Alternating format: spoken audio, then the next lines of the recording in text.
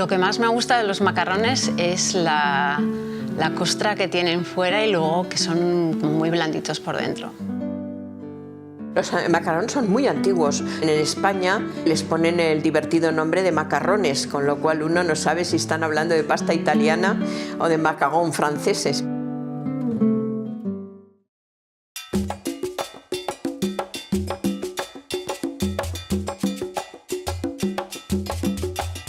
Me encanta el chocolate. Siempre que puedo añadir algo que es un poco más decadente como el chocolate, pues lo incluyo. El nombre del chocolate se llama teobroma, que es la bebida de los dioses. Nácota lo trae aquí y se lo hace probar a Carlos V, que además tenía un pragmatismo muy pronunciado. Lo prueba, le sabe tan mal, tan ácido, tan amargo que pega un soplido lo echa porque no le gusta nada. Chocolate americano parece ser que era mucho más ligero, más líquido, menos dulce, aunque a veces lo podían endulzar con miel.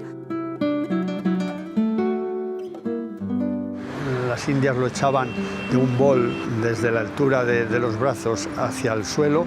Cuando el bol se había vaciado, repetían eso hasta que aquello adquiría una espuma. La transformación principal de los españoles es que va a ser muy espeso, muy dulce, muy dulce, muy dulce y muy caliente. Un tratado del chocolate, que es un libro de 1630, que tiene una serie de recetas que no son precisamente las primeras recetas que se conocen sobre el chocolate. Trata de alguna forma de dar una idea novedosa de lo que es la fórmula de hacer el chocolate. Le mete avellanas, le mete almendras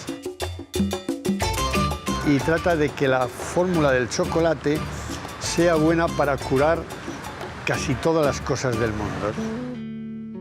Y en el siglo XVIII pues acaba convirtiéndose en una pasión general.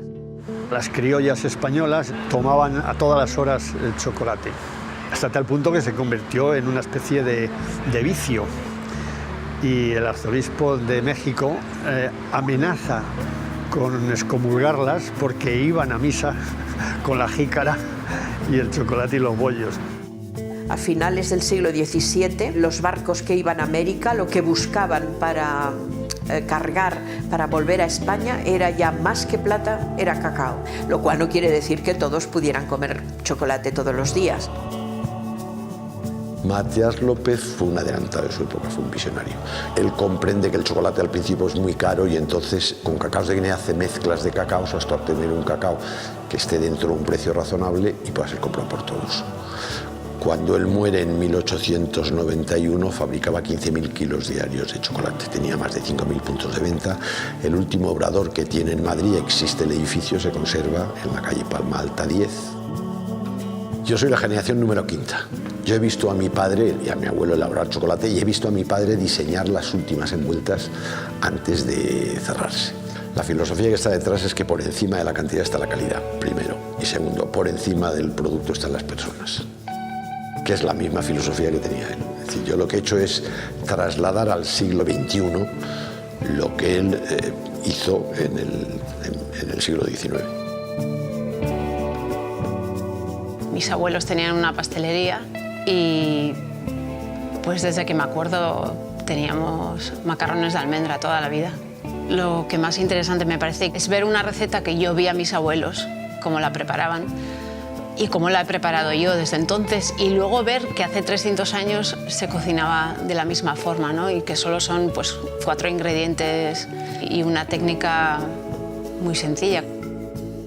Eso que perdura durante generaciones.